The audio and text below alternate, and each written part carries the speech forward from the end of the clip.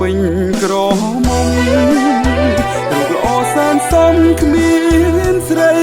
ណាដូចខ្មៅជាស្រីខ្មែ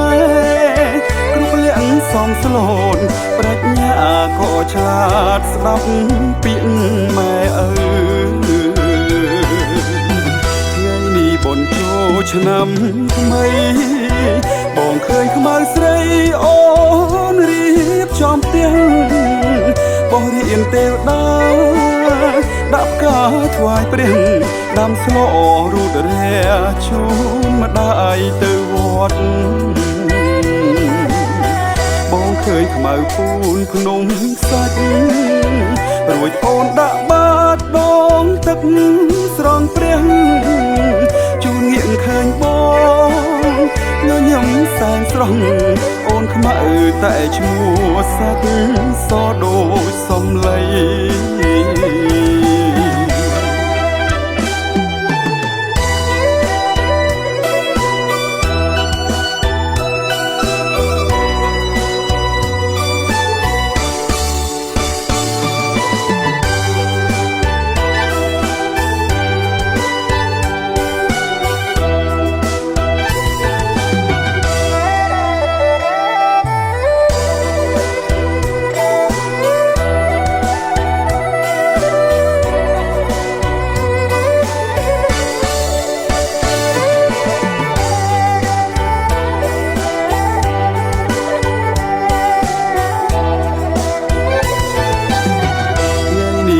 ចូលឆ្នាំថ្មីបងឃើញខ្មៅស្រីអូនរៀបចំផ្ទះ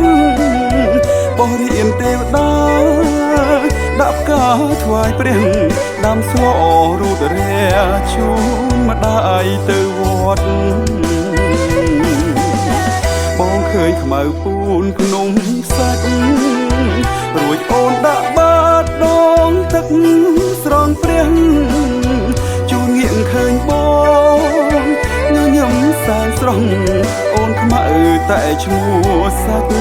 សដូចសំឡី